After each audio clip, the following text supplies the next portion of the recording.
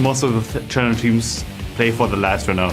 They want to have this dream come true, and they put in hard work, put in hours, maybe more so than the LCS teams because they are quite confident, maybe in the comfort zone where they shouldn't be, because the China teams can really upset them, especially with new picks, different playstyles, and being prepared comes in handy.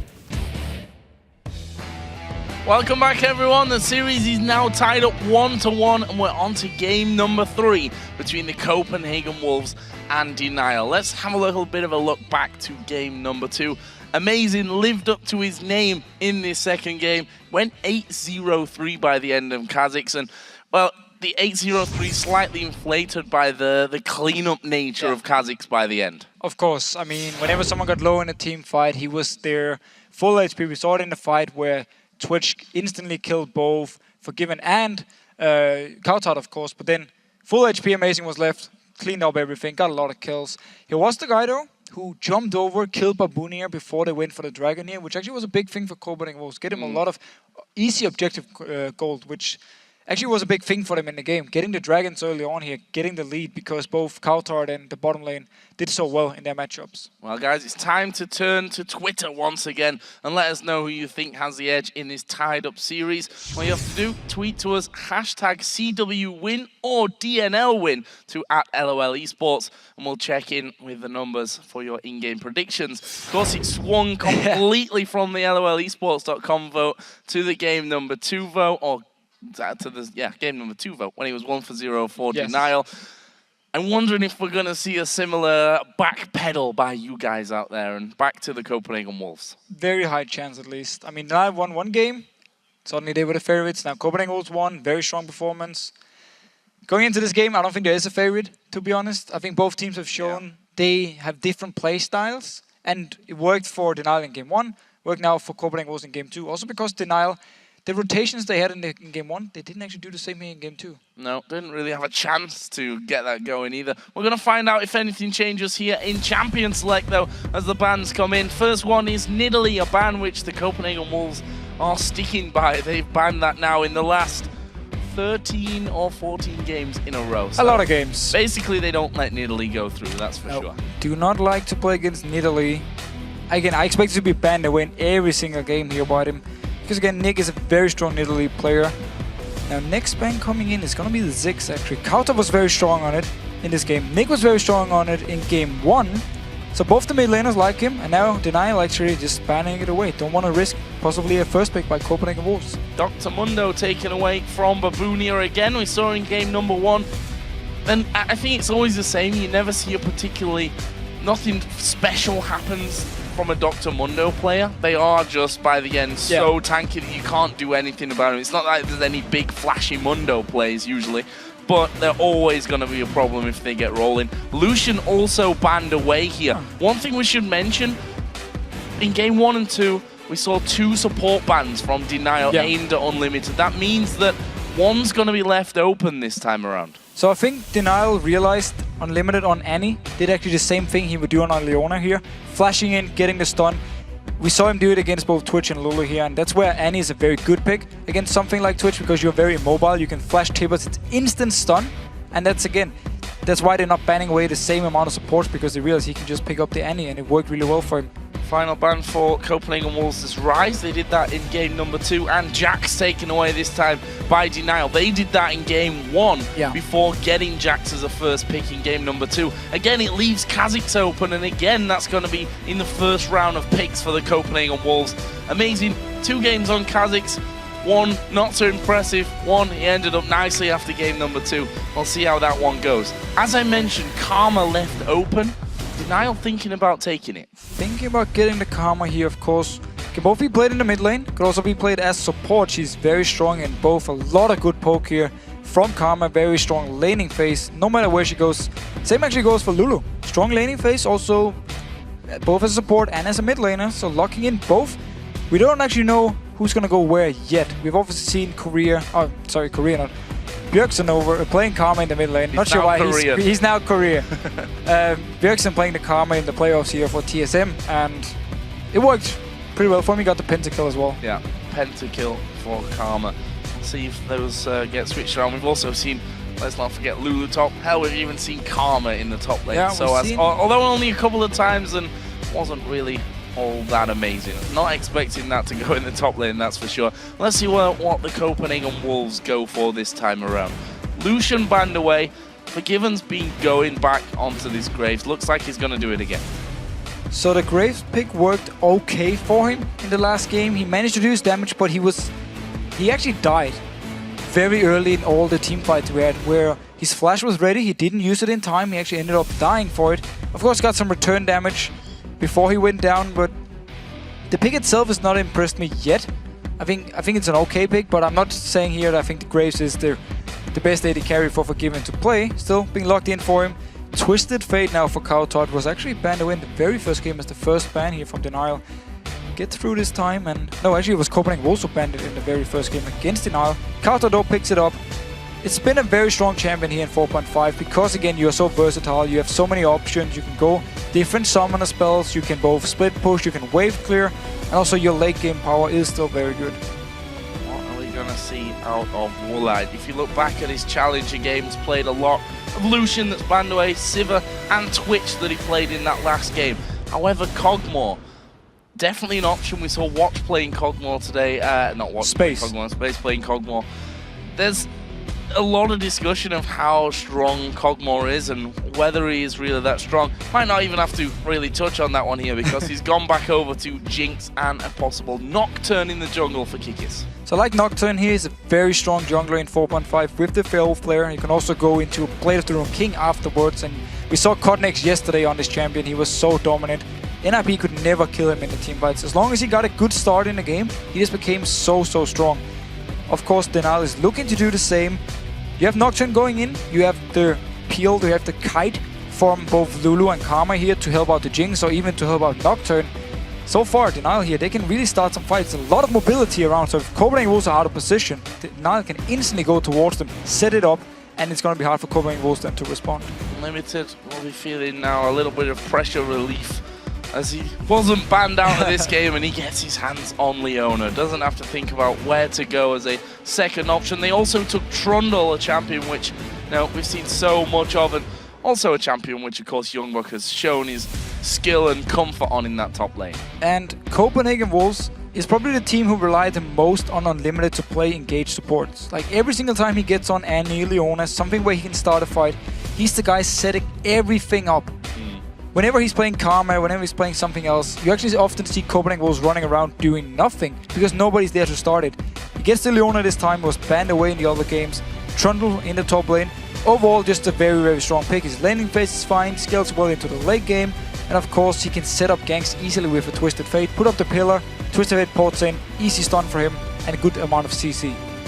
So, final pick was Lee Sin, and we are going to be seeing into the top lane by the looks of things. Nick obviously taking that Lulu for the mid lane and Karma going down into the support role. So lane Sin for Babunia. So damage wise here for Denial going into late game, they really rely on Woolite being very farmed and also on Kikis being very farmed because Lee Sin as a champion falls off damage wise. He becomes more of a tank going into late game. Also the top lane is in. Very strong early on, very strong in the mid game. So but going in late game, Denial might be in a position where they're going to lack some damage. Over on the side of Copenhagen Wolves, Twisted Fate is good in the late game, of course. We have Amazing. We saw him before build Last Whisper on Kha'Zix. Very strong in the late game. Trundle, of course, is a good champion. Graves won't have the same amount of damage as a Jinx late game, but his mid game power is very strong. So, interesting switch of things. We obviously saw Cotnex playing fantastic Nocturne yesterday, and if Kikis manages to hit that kind of level here, then we're in for a bit of a treat. And this is an all-important game. When you look at a best of 5, moving on to game point is so important here because it means that the team that loses this next match has to win then 2 games in a row. And if these close best of 5s are anything to go by, they just go back and forth, and 2 games in a row is hard to pull off. And we also need to see Kikis here on Nocturne. If he can set something up with his ultimate without Kautot being able to join in, of course, everything is going to be dark here. It's very hard for Kautot to do anything then, otherwise you want to blind teleport somewhere, and it's obviously not the ideal thing. So it means Kikis can set up a gank, get something from it the first few seconds before Kautot can even join in. That could be a big deal here for Denial. Well, we are going to be moving then into game number 3. The scoreline, of course, tied at 1-1 between the Copenhagen Wolves and DNL. Still 2 games to move through, win this best of 5, and have your spot sealed in the summer split of the European LCS. Let's talk about level 1, because we've actually seen some funky moves. In particular, DNL in the last game actually got themselves all the way through the Copenhagen Wolves jungle. There is the voting as well, and as I exactly thought it would do, it swung all the way back, 69% for the Copenhagen Wolves. And look at this, we could be in for a big level 1 play. Here we go, Stun's gonna go out, Countdown, that's a flash away already. Is the first blood gonna come in? Kikis is super low, everyone's low on the Wolves' side. Are we gonna see more flashes? It will be amazing that flashes away. Have they got flashes to go in? Woolite's got a flash available as well, but the men that are lower at the front of things, and in the end, someone has burned across the table. No kills though for a crazy level 1. Such a scary level 1. Kauta was the first guy to run in here. He was the target for DNL. Had to flash away instantly, and everyone just dropped so low here. DNL though did more damage in the level 1 and actually forced Copenhagen Wolves to back, so they can get some wards now in this area. And you see again the same ward here for Karma or for Super Ace early on, so they can try and spot the lane swap, and Copenhagen Wolves again ping it out instantly. Let's see what they do. Last time DNL delayed their lane swap until they spotted Copenhagen Wolves, then they moved all the way to the other side of the map. Could be doing the same here. Wolves are scared at this point. Wouldn't you be? Well, no, I'd probably walk straight out and face check into all 5 of them, but don't think the Wolves are going to quite pull that move off.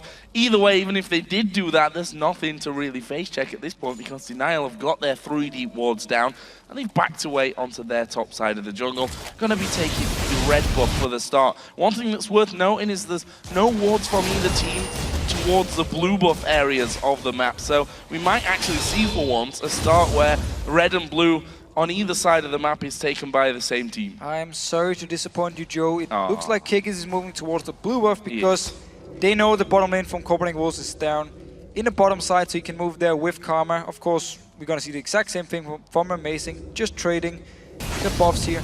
Youngbuck is still around this bottom lane. He could join in with the rest of the team so they can do the 4-man push we saw in game 1, where DNL instantly recalled, didn't even try and push the tower up top, they just recalled to go back and defend. Mid lane, Kautar already taking big damage there from Nick. Nick hitting level 2 before him, gives him that extra power. Kautar, of course, skilling pick the card and the wild cards here, but struggling to fight up against Nick in the early levels, having to already burn through his potions. Both of them going for that door and ring start. We are looking like we're going to be seeing early fast pushing onto the towers. Lee Sin in the top lane, along with Kikis on Nocturne. They're going to, I think, group as a 4, and we're going to see at least 3 men down in the bottom lane. I think Amazing will join in with that as well and have a 4-man push on both sides of the map. So both teams doing the same here. Could just end up trading tower for tower, or 2 towers even. Bottom lane should go down slightly faster, but DNL actually came to that tower faster than the Copenhagen Wolves. So even for now, Super Ace though recalling, it's always the support going back for him when they want to go back to defend. Of course, with Karma, he got a decent wave here. Looks like DNL though are happy just getting 1 tower. Copenhagen Wolves gonna get 1 tower as well. Let's see if they continue to push. Very possibly. See though, 2 men coming in to that bottom lane. Babunia and Woolite still having to go at that outer turret in the top lane, which has taken them a little bit longer to actually get finished off. The Copenhagen Wolves, I think, seeing now that both Kikis and Super Ace had moved into that lane and start to back away. Meanwhile, this top turret not going down just yet, but I think once that next wave comes in, it will. Although, Youngbuck teleporting into that only level top lane. 1. Only level 1. Woolite should be able to take the tower and just ignore Youngbuck. Won't be able to do too much. Just a pillar in his face. If you auto attacks Woolite. Nope, didn't actually get the tower yet. Took a tower as well because he hit Youngbuck. This is scary. Potentially dangerous for him. And, well, we should not forget the get excited there as he just kind of runs around in circles, puts some more damage back onto Youngbuck. And that will be 1-for-1 tied in towers. Wolves, a bit of extra farm, are slightly ahead though in gold. Very slightly though. Actually dead even now. Kautar though in the mid lane decided to go for heal. Normally you see Ghost and Flash actually as the 2 summons for Twisted Fate.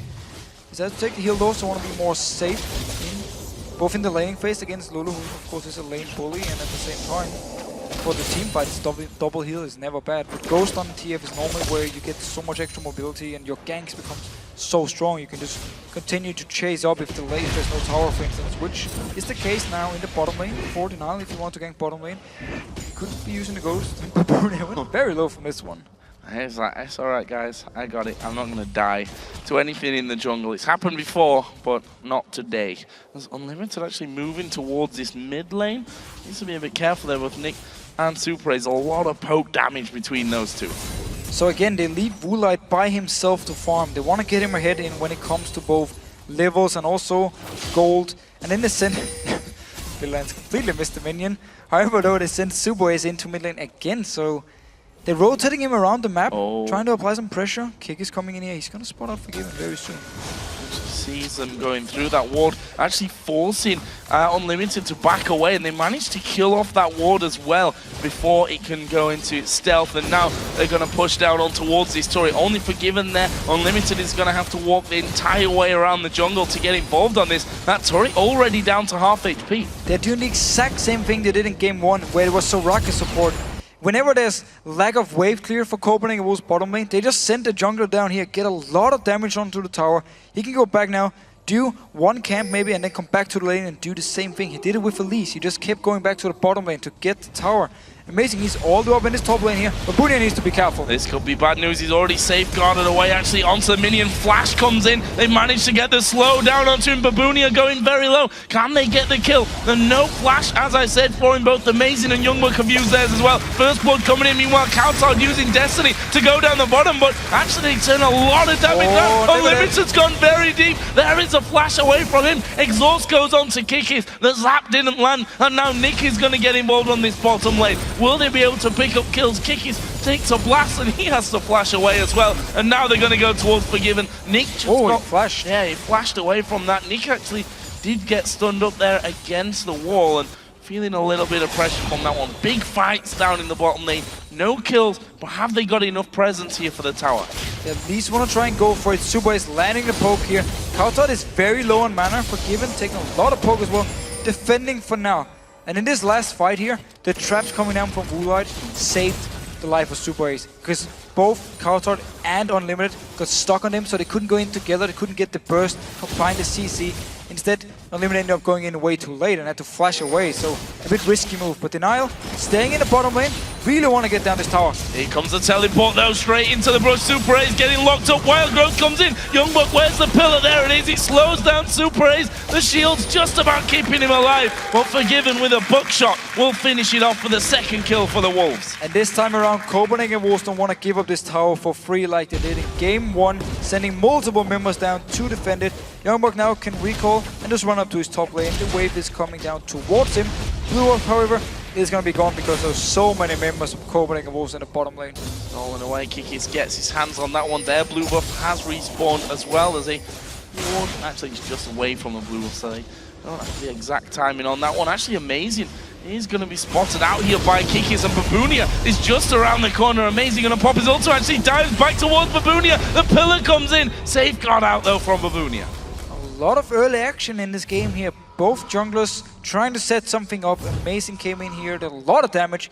Mobility though of Lee Sin got him away. However, it's very good for Copenhagen Wolves, the fact that Trundle can go even in farm here. Trundle, of course, going into Lincoln is going to be very, very strong. So for them it's fine. Also 2 assists for Youngbuck, been part of everything. Couldn't actually be much better.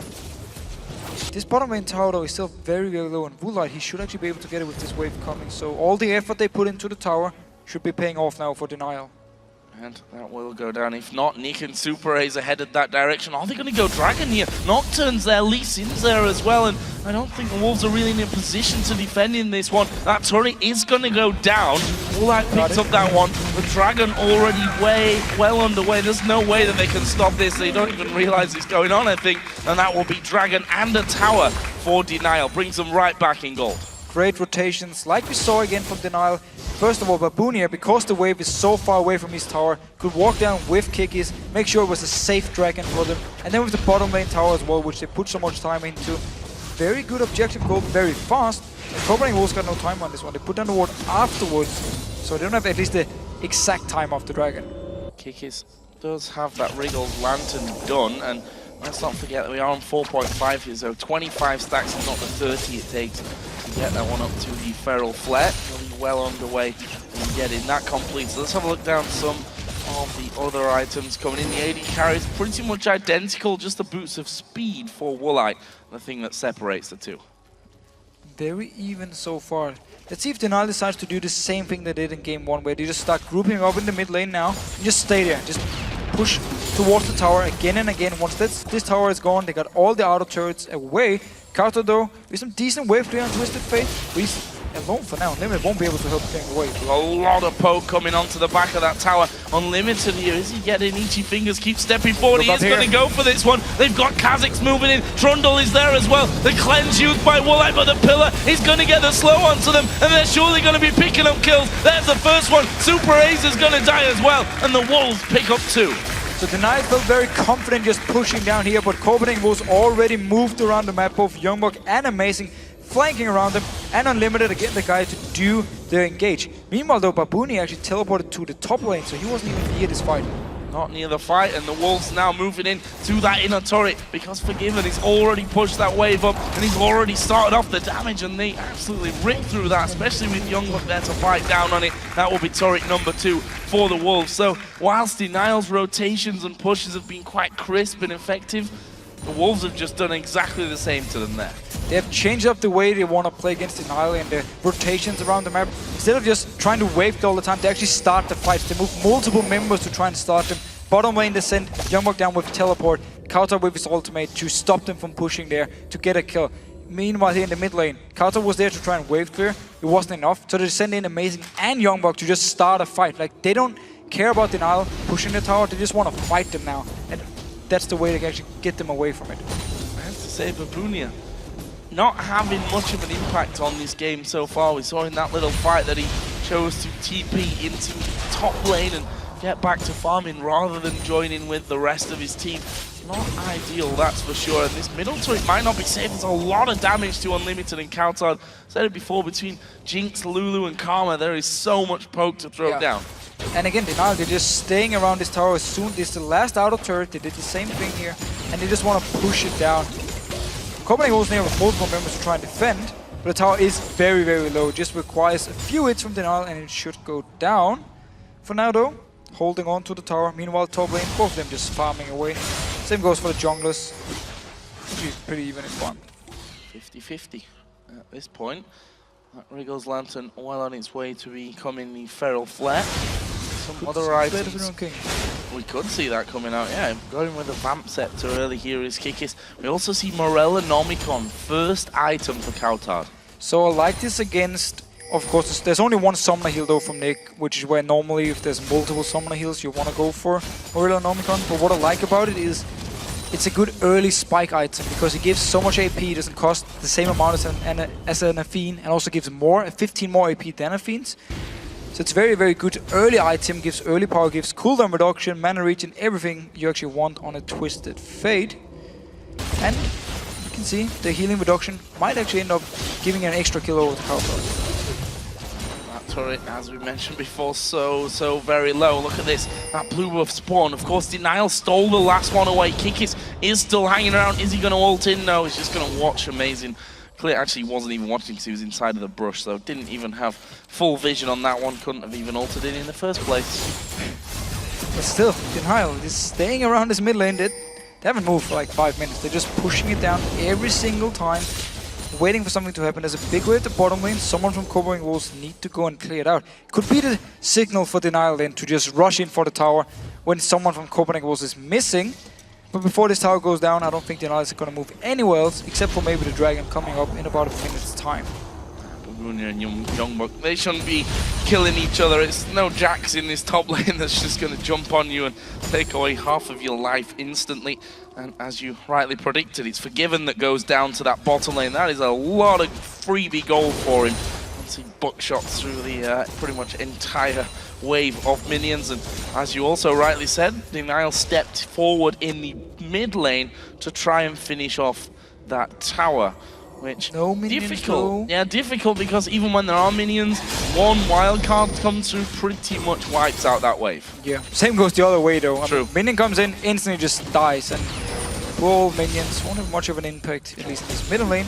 DNL though backing away. Don't want to take a chance also with Dragon spawning very soon. If someone had been caught out of position here, they would have died and wouldn't have been able to respawn in time to fight for this Dragon. 15 seconds, both top laners got their teleport, both are in the top lane area. Kauta gonna recall now, got his ultimate of course, he can join in from far away. Everyone else though, around this area here. If Copenhagen Wolves get the wrong position though, if they move towards the bottom lane and then DNL is standing up here towards the mid lane, then they can quickly rotate in, get the tower, and should actually come back in time for the Dragon. It is started though, Unlimited is nearby to try and stop it. Nick coming up on top of your screen here, Unlimited needs to actually be careful. Oh, they're actually going to land here on towards Nick. The Chompers do come down now, and there is the ultimate from Nocturne. Actually going to be popped. Where is he going to go? Youngbuck here is going to get into Kick. Nice not quite finishing him up. Woolite though on the top side is all alone, and he falls. Now they're going to lock down Super Ace. That's 2 kills. The stun comes onto Baboonia as well. He goes off to the ward, flashes over. Can they follow? Nope, no one's got flashes to go over there. Only Unlimited. Coutard moving in, doesn't have his Destiny, and rightly so, doesn't have a ghost either to chase through. Either way, the Wolves pick up a couple of kills and they're going to get the Dragon. Yeah, a bit of a weird team fight for DNL here. They were very split up. I mean, Kikis went in here, went actually towards, I believe it was Unlimited when he engaged. We're going to see it here in the replay. Look, Unlimited goes up here. Amazing joins in with him. The ultimate from TF didn't pot in yet. Kikis then goes in first, then he has to jump back towards Youngbuck. And he's actually out of the fight. Meanwhile, up here, 3 members from Super Ace is fighting against the 3 members from Copenhagen Wolves. But because Woolite is so much out of position, he's just an easy target. There's no mobility on a Jinx unless he gets a kill on an assist here. So he was an easy target to lock down and get a kill, get an extra kill for Copenhagen Wolves. So way too split up for DNL. They want to stay together so they can kite with both Lulu and Karma. Instead though, split up and nothing actually happened for them, except for maybe this mid turret. Yep, they're going to get that. No doubt about that one. All Coutard not able to clear out quick enough to stop that one from happening. So, where does that leave us? 6-0 in kills for the Wolves, 3-3 tied up in turret, but the gold is at 4,000, the difference in favour of the Copenhagen Wolves. As Youngbuck and Baboonia again going at it in that top lane. Actually, Tiamat, double Doran's Blade and a Doran Shield. This may turn into a dive. In fact, it's definitely looking like it. Forgiven, Coutard and Unlimited all headed up towards that top side. Baboonia needs to leave his tower. Kiki's actually stood on a ward there, so the Copenhagen Wolves know the position of DNL, but I think they just want this tower. We'll see if they can force them away. Lulu and Jinx are coming in now. Yeah, everyone is going to be up here. Jinx coming in with Lulu in the end. They're just going to join in for the next wave. Wasn't here for the first one. Didn't actually need them. Still, the Wolves got 50% damage onto the tower here, so they got something from their rotation. It's going to be hard for them now. There are a lot of waves on the side of DNL with both Lulu and Karma and, of course, Nocturne. Too late though, they don't actually go for the wards to minion fast enough. And Lulu's very far back because they took a lot of pokes, so Copenhagen Wolves getting some more damage. Poke coming back in for the Wolves, and DNL starting to step back. And they can come back in now though because the wave has been cleared out. And this is again just going to be that tug of war, which is so far looking good for the Copenhagen Wolves. Those waves not even making it past the turret itself at this stage of things. Trying to get some deeper vision there to keep eyes on Amazing. And if you look at the other 2 lanes, they're both stuck right in the middle as well, which Copenhagen Wolves will probably want to start pushing out, but they do get the tower in the end, and that's all 3 outer turrets going down. Oh, this is bad news for Kikis. In comes the Destiny. What's he going to do about this one? He's actually going to go off there, on towards Unlimited with his ultimate, but he's going to fall here. Amazing now on a killing spree, and he's a good solar flare that will look to. A kick will knock Amazing back, but they get the kill nonetheless. And now it's Baboonia who will safeguard out to the ward, escape, but it's 2 kills plus that tower that go to the Wolves. And this Twisted Fate pick here is really working for Copenhagen Wolves. Every single time someone is out of position, Kauta can join in, pick up the kill here with Amazing, who was the one who spotted out Kikis out of position. And also in the top lane, because Nick took so much poke and didn't have his flash, we never go forward to wave clear. So Copenhagen Wolves got it, forced them away, but then rotate. Get the mid lane now, Unlimited, very aggressive, that's hard to say. That just works as well. It's Danish, don't worry. He got in there a little bit too deep, but didn't go down, so I'm sure he won't be too unhappy. Always the danger with Leona when you're like, totally going to land this like, thing. Oh, and he safeguarded it. Perfect timing just to bring me right underneath his tower. Doesn't go down, no problems. 8-0 for the Copenhagen Wolves. big gold lead. 5-3 up in turrets, looking very good from their side of things. Let's have a look down some items. Forgiven just picked up the... Actually, yes, he just picked up. It was before that fight that he got himself that last Whisper on top of his Bloodthirst, and now a Zeal as well. And Morellinomicon from earlier has now been added up with a needlessly large rod for Coutard. He's going to be building up there. We'll see exactly where he goes with that one. And they have just, that was the new addition to power as well. Feral Flare, we should also just know, is done now for Kikis. That is Feral Flare. Soon the Blade of the Ruin King, and that's where he got his 2 damage items. Could then from there on go for something like a Random Soulman to become tanky, and we saw Cornex again yesterday when Random Soulman into Guardian Angel, and he just never died. This time around though, DNL is so far behind, it won't be the same deal. I mean, Kikis, again, he's also so far behind himself, he won't be getting the tanking items in the near future, so whenever he actually goes in, Copenhagen Wolves can just turn around onto him and instantly kill him. It's going to be very hard for DNL here. They're forced to just try and wave clear and extend the game, while Copenhagen Wolves can take full control of the map. Can even force a Baron if they want to, because again, DNL, they just have to farm up and avoid the dive, the potential dive from Copenhagen Wolves. Kills on the board either for DNL, which is always a worrying sign when you don't have any kills across the entire team. Unlimited actually has 2 kills for the Copenhagen Wolves in there. Didn't actually notice that until now. 2-0 for him. And not only are you behind in gold, your comp as well going into late game. You need these. You need your Jinx, you need your Nocturne to be able to do a lot of damage. Otherwise, you simply don't have enough damage. And when you're so far behind, there's nothing. Look at Woolite here. 0-2. I mean, doesn't even have his Phantom Lance yet. He's so far behind compared to Forgiven, so the damage from DNL won't be there. Full item behind that last Whispering. We've just seen the Blade of the Ruin Kings making an appearance. 1 for Nocturne, 1 for Trundle. 1 apiece on either side. But now the Copenhagen Wolves are looking for their 6th tower of the game, pushing onto that inner turret in the top lane. The only inner tower that actually remains as Coutard gonna pull out the stone card. Actually doesn't even throw it out there in the end. But there's so much poke here going through. They're simply not able to wave through because none of them feel they can stand in the front before the minions, but they're going in here. They're gonna go for the fight. Kikis has gone very, very deep on that one. Babunia is gonna fall in the middle. He got the kick on Coutard though, who then flashed straight away from it. Destiny Pop to give them the vision. Forgiven's quite far forward, and I'm not sure he wants to be there in the end. Super Haze is also low. He's gonna go down here. There's a flash from Forgiven, gets him a double kill. So DNL he actually picked up 2 kills in the fight because Copenhagen Wolves decided to dive onto the tower here. And also Coutard managed to die all the way in the back from the last little lance from Nick here. Still, 3 members went down. They are so far behind. They did manage to defend the tower, however. And instead of trying to wave clear, they just went straight in for the fight. Dragon is up as well here, so they can just rotate straight off to that one. And only the base left alive for DNL. Seen this before, where just the base has left and one team was able to turtle up that game for a good half an hour. Actually, more than that. If you look at the clock, there's only 23 minutes. I think that game was 72 minutes. I believe it's the longest game in the LCS history. Maybe it was the challenger game in NA actually, which was longer. Not too sure, but then the second longest at least. The longest game here in Europe. Definitely, by quite the margin as well, I believe. As that Dragon does go over to the Copenhagen Wolves, the second of 3 that have gone down so far. And that leaves them 8,500 gold in the lead overall here above DNL. They've already got those wards down over by Byron as well. Not that they particularly need it, but could use it here to bait out another fight. Could do it if they don't want to risk going under the tower again, like we saw up here in the last team fight where they were actually tanking the tower through the entire fight. And also Coutard then where Babuni actually flash kicked him back into the team. He got very, very low and died from the last little lance. So gave up some kills. Could maybe make them think a little bit, oh, we're far ahead, but not as far ahead as we want to. So we need to be a little bit scared or a little bit more safe in the fights. Pushing up and getting full vision control. Actually, there's a red buff up for grabs here. And I was going to say Unlimited's on a ward, but he had done look right next to him. So this red buff is going to be stolen away. That'll be given to Forgiven. There's more deeper wards coming in. Always dangerous, this scenario. Actually, I told a lie. That top turret didn't even go down in the fight, did it? Need a few hits. I've been lying to you all, guys. Sorry for that. Forgiven's just gonna...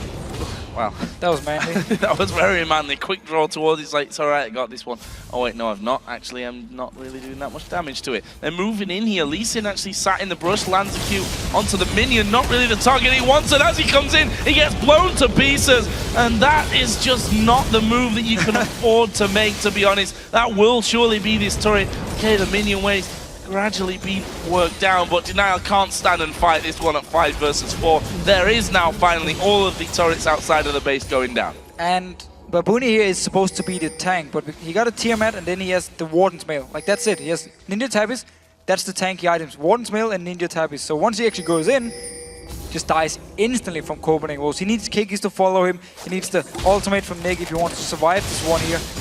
They just weren't in a position to do it, but still DNL, they're trying to fight, and now they're actually going towards this one. And Amazing's going to dive straight in there, and this is the death of Kiki, surely. He will be the first one to fall. Woolite actually be pinned down by Amazing on the backside. You're not going to get away from him and Trundle, and that is 2 kills with the Destiny into middle. Super Ace is stunned and taken out by Kautard. A 3 for nothing. Great trap set by the Copenhagen Wolves. They go now, and they're going to get themselves the Baron. And DNL is simply in the position where they don't feel like they can wave clear, they don't feel like they can defend towers, so they're just forced to fight. Same reason they move up for this Baron here. They're like, Copenhagen Wolves, if they're on the Baron, this is our chance. We need to go in, try and win the fight at the Baron, try and steal it, and then get back in the game this way, because they are so far behind. So they're actually doing pretty much the only thing they can do, and just start fights all the time and see if they can win them. They're just so far behind, and Copenhagen Wolves are playing the fights really well. Get ready for some big items to come in as well. Randuin's Omen for Youngbuck. Last Whisper for Kha'Zix. Face of the Mountain for Leona. 3 big pickups there for them. And what we see for Twisted Fate, Zhonya's Hourglass is now added in. I like that. On top of that Morellonomicon. Means he can pretty much just Destiny in and be the bait for everything else going in. I mean, if Kiki's ults him, he's just going to pop his Zhonya's, and his ultimate's gone. He can pour it into the backline of DNL, stun up Woodlight again, no mobility on a Jinx, stun him and then just pop his Zhonya's so he won't be killed by DNL, and then the rest of the team from Wolves can just join in and blow them up. So I like the pickup for him, and also because, again, it's a perfect item when you are so far ahead, and no matter actually which item you had here, you would have enough damage to kill them, so getting some more survivability means it's even harder for DNL to get back in the game and win team fights. So the Wolves here starting to get the vision control on DNL's bottom side of the jungle. The top side is already blue covered with wards. And Nick getting a little bit out of position there. The rest of the Wolves are moving in. They're going to split this 4-1 as Youngbuck pushes out that top wave. So at some point they're going to have to send someone onto that top side to deal with that one.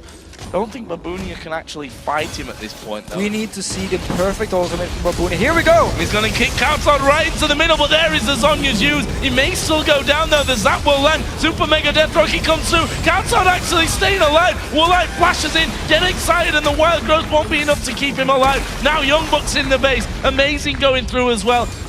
Blade of the Ruin King was used onto Lee Sin. It's not really going to matter in the end, though. They don't manage to take him down, but 3 men are dead, and that means the inhibitor, as he teleport from Babunia, definitely needed to do that. Well, again, DNL, they just try and go in for the fight, try to do something, and it was actually a good engage by Babunia, but then the Hourglass from Kautard really paid off. He could kick back, instant Hourglass, wouldn't go down, or took a long time before he died. But DNL just trying to do what they can, and they know we won't be able to defend towers. We just need a perfect fight. The idea here was they was gonna kill someone before Youngbuck could teleport down. Just didn't happen due to the Hourglass. To bring back the deficit in kills, they need 3 aces. They need some perfect team fights, man. Without the Copenhagen Wolves getting anything. And there's more items coming in as well now for the Wolves. Void Staff for Kautard, that was there just before that fight, I believe. Infinity Edge for Forgiven, Randuin's Omen for Leona, Spectre's Cowl on Youngbuck as well. The difference in items, I mean, look at the gold difference. The disrespect from Amazing. It's just dancing with wolves. No? No. Okay. We'll get rid of that one for next time. 6 seconds until Dragon comes up, by the way. It's a freebie for the Wolves if they even want to bother with that one. They're going to go about this systematically. up towards this top lane. Of course, the only place where Inhibitor Turret and Inhibitor are still standing. And as they do that, take away everything from the Denial jungle as they progress. Denial actually doing the smart thing here and sending 2 people fairly early down that wave to push it out as quickly as possible. But they're going to have to move here pretty quickly as well because the Wolves are already on the steps of the base with another wave coming in. Time to shine for Baboon here. Needs to land a perfect kick onto someone like Forgiven and just instantly blow him up before anything else happened in this fight. Copenhagen Wolves are so far, they can actually just dive if they want to, or they can just focus on poking the tower. The super minions are coming in here. They will take down the Nexus tower very, very fast. So some of them Denial needs to go back, or they just need to start a fight and hope for the best. Super minions are actually, or super minion I should really say, is having to go at the Nexus turrets. There's a second one now joining in. That's something that they're going to have to think about clearing here in a moment. They're going to lose this turret either way. Not really being able to put up much of a fight for that one. There is a solar flare going in. Woolite's the focus. Woolite's down. Unlimited on a killing spree now at 3-0-12. They're going to turn straight in for those Nexus turrets with a bunch of super minions there already. Both Nexus turrets go down. The Nexus itself follows. The Copenhagen Wolves pick up game number 3 and move to match point. LCS Summer split point here. Yep. One more from the next 2 will seal their spot. Second very strong performance by Copenhagen Wolves in a row. Last game was the same thing. They dominated the game. Doing the thing here again. The team fights are very strong for them, and they managed to respond to the early push here from Denial. The same thing they did in game 1, which worked for them. Now the Copenhagen Wolves respond to it well, make sure they don't lose all these towers too fast, or at least they pick up some kills in exchange. Looking very much down here. Oh, Denial, that's not a good sign for them. Certainly need to pick themselves back up and find that game 1 that they did impressively. They were very impressive in game number 1. They did some great map movement in this game as well, but the Copenhagen Wolves, when it came to those team fights, they had the edge on them. The Twisted Fate pick was very smart because it helped them move around whenever Denial was putting multiple members in one lane early to push it down. Then Carter could teleport down and help defend it. And also the teleport coming in from Youngbuck rather early on to defend the bottom lane tower, because it was all about delaying these towers going down as long as possible, and then just pick up some kills every single time, so they got ahead even though they would lose the tower here, and could then take a dragon in response, or could take a tower by themselves for Copenhagen Wolves, and it worked for them. So they really adapted to the level 1 or the game 1 tactic from Denial and shut it down here. I have to just look quickly through the scoreboard at some of those scores. Trundle for Youngbuck again was a pretty flawless Trundle performance. 1-1-12 by the end. Amazing again on Kha'Zix. 5-0-11. Graves for Forgiven. His best game so far with Graves, I think we can safely say. 7-0-6. I mean, even Unlimited went deep a couple of times there again, but if you're that far ahead and if you've got 3-0-12, you can also afford to go a little bit deep. He's got a Randuin's Omen there by the end. Got very, very tanky, and in general, again, looking at the game, the laning phase for Copenhagen Wolves been solid now. Denial are not able to win 1v1 or 2v2 in the laning phase, so that's why they do these rotations, which are very, very smart of them, because they get these towers down, they get the objective gold. But then whenever they get to team fights, and now when Copenhagen Wolves are not picking this full late game comp where they weren't allowed to do any mistakes like they did in game 1, they're just looking stronger in the fights, at least for now. I mean, we had the Dragon fight where it was very split up by Denial, and all of a sudden Woolite was over on this side, Kikis was over on this side of the map, and it just ended up giving up kills and a Dragon to Copenhagen Wolves because they were so split up. So, in general, as long as Copenhagen Wolves can respond to the map movements from Denial, they are looking at the moment like the stronger team. Yeah, I think these last 2 games is the Copenhagen Wolves that everyone expected to see right from the very get-go. I think that's why we've seen so many high percentage Wolves votes. The initial one, of course, after game number 1, it was a little bit different, swung all the way over to Denial, but came thoroughly back at 69% in that one. Either way, it's 2-1 now and looking good for the Wolves. Quick thing to note, Meteor Makers against Copenhagen Wolves in the relegation last time, Meteor Makers won the first game, and then Copenhagen Wolves just adapted the tactic and won 3 games in a row. Looking to do the same here. 2-1 up, and one more will seal their spot in the summer split. But for now, we're going to send things over to Shock's Quick Shot and Xpeke. Thank you very much, Joe. Indeed, Copenhagen Wolves seem to be on a roll here, looking very confident in that Game 3. Peke, what do you make of the team comp of Denial coming into this one? They had to react, but then they came out with a team comp that was lacking some kill potential. Yeah, pretty much they lack a lot of CC, I think, in team fights. They had good protection, they could go in, survive for a long time, but the other team could just keep kiting them and run back. Their support has no CC, he has seals. Mid has no CC, he has seal. No one really had any CC except either Insec on Listen Insec or Nocturne Fear. That's all they really had to engage a fight, and that's not really reliable. So I think they were lacking some real CC. I also feel like the champions that Denial locked in, they needed to be ahead early. They needed to get ahead in the laning phase. Lee Sin, if he gets some kills early and starts to build a lead in his top lane, is a monster. Nobody can deal with him. If a Nocturne gets farmed and gets a Blade of the Ruined King and that Feral Flare, he can kill people. But they fell behind early. Copenhagen Wolves just had their number. They got early kills, got early towers, and the composition Denial put together, they needed to be ahead in order to win that game, and it didn't happen. Yeah, absolutely. And the Copenhagen Wolves, once they got ahead, they obviously had that twist of fate, which was so central. They could cut around the map so easily. Whenever they saw someone, they could just go for it and kill him. And we actually have a replay demonstrating that Coutard on TF. We can pull that up on the screen. So before we start the replay, I just want to mention that Coutard on TF has had hit and miss games. I know we were talking about their matchup against Gambit, where it was uninspiring. I think I'm going to use that word.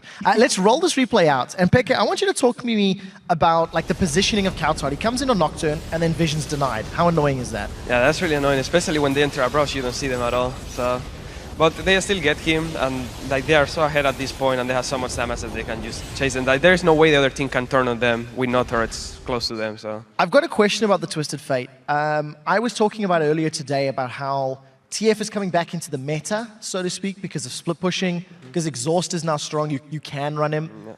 Ghost and Flash is really good. What else makes Twisted Fate a good pick now on 4.5 and 4.6? Well, pretty much like you said, the Exhaust make him have an easy lane. Before the troubles he had is that he cannot one-on-one assassins really until some point, unless he's ahead. But now with Exhaust, you don't need to one-on-one, then you just farm a split push. If they go all in on you, you exhaust them, you just stun them, and you even win the trade. So you are really safe. Your lane is gonna be good, you're gonna be farm, and when it comes to split push, he's gonna be the best since you had your ultimate. If someone goes for you, you back a bit, group with your team to mid, take the turret, something like that, and you can just slowly win the game and snowball like they did with him. What do you make of the summoner spells? This time it was Flash and Heal. We saw a lot of times that it was a Flash and a Ghost. Of course, if you can get on someone, you will kill him. What would you prefer to play with? Obviously, also that attack speed on the Heal. Ghost would have been good, but they have so much speed with Lulu and Karma that it wouldn't really matter. If they shield themselves and run away, you're not going to catch them only with Ghost, so you need the Flash anyways. And yeah, they didn't need Exhaust because they had no real assassin, only Nocturne, and they had a good setup to lock him already with Trundle stopping the rest of the team, and then gold cars and just not letting him go in. As an aside, while it's not the same movement speed as Ghost, Heal does give you that 2 seconds of plus 30%. Yeah, so it's like a mini Ghost anyway. So if you want to use it offensively, defensively, you have that tool in your back pocket. You can take it all. One other pick that I wanted to talk about is the Graves pick. We've seen him in 7 out of 11 games here already, 7 times picked. And it has worked out very well for the people who've seen him playing. Forgiven doing very well. Why do you guys think it is that Graves is back, and how? So I know I've spoken to a couple of the North American AD carries, a few of the guys here in Europe. And first of all, we know it's Forgiven's favorite champion. He loves Graves. Secondly, with the number of bruises that are being played that dive in your face and build damage, Graves' passive gives him bonus armor and magic resist. He's got an attack speed steroid on his E that gets lower cooldown when he auto attacks. So he gets free stats. And he's a bit more of a brawler. You kind of want to get in people's faces and you can survive a bit longer, especially if you put somebody with a shield with him. All of that bonus armor and MR scales with the shield that's placed on him. So I know the North American guys in particular were very outspoken in saying, right, he's a brawler, he's a bit buffer, he's like the toughest AD carry, and that's why we're seeing him picked up, and it kind of works. Yeah, he does work. He's, especially now, people... Will Reckless play him? What? Will Reckless play him? Maybe yes, maybe not. I still think he's not like top tier. Lucian for sure is. I like Twitch a lot, even though he's not so mobile is the only problem he has. But Graves is kind of like a bit of a worse Lucian, no? He has a lot of burst, a lot of damage. The problem is his range is lower, and his dash is really doesn't remove the slow. So if they slow you or something, they can still catch you. But I think he has a lot of damage, and you will see it a lot more. I don't think Reckless will play that much because I prefer other champions, and I think he does as well. And anyone in the team doesn't really like that short-range champion that cannot siege that well. If you are equal or you're behind and you want to try to take turrets, it becomes really hard to push with such a low-range champion. So guys, if we look at the series so far, I don't want to be a Debbie Downer for Denial, but they have fought back even when they were behind, and it just hasn't seemed to work out. Trevor, they were talking about maybe going for special picks. We haven't seen anything yet. Is that maybe their saving grace? So I feel like I got a bit of pie on my face because at the end of game 2, I said they didn't need to change their picks and bans. It was gameplay. They completely changed their picks and bans, and then they had bad gameplay. So I think they need to go back to game 1, go back to that sort of standard type of picks that we've seen from them, and play their game. Games 2 and games 3, Copenhagen Wolves set the pace, set the tempo. Denial needs to interrupt that. Okay, any advice for Denial? Yeah, exactly the same. I didn't really like like I said, the setup the last game. They were, I don't know, their setup was only about being ahead. At the moment they are equal or behind, their setup is not good. TF can just move around, do whatever he wants, and they were so ahead that they couldn't do anything. Even the first fight, they were not ahead, but you could see they could not finish people. They will get on them, put them low, they will just kite them a bit, then go again in and beat them. And I think they just need to make setups that make a little bit more sense. Exactly what Copenhagen Wolves failed the first game at, and they did really good the other games. They have to do that if they want to win Denial now. Some adaptation needed. Going into game 4, as for us, it is time to step off the rift for just a moment, but we'll return with game 4 between the Copenhagen Wolves and Denial. Grab a snack and we'll see you back here in 3.5.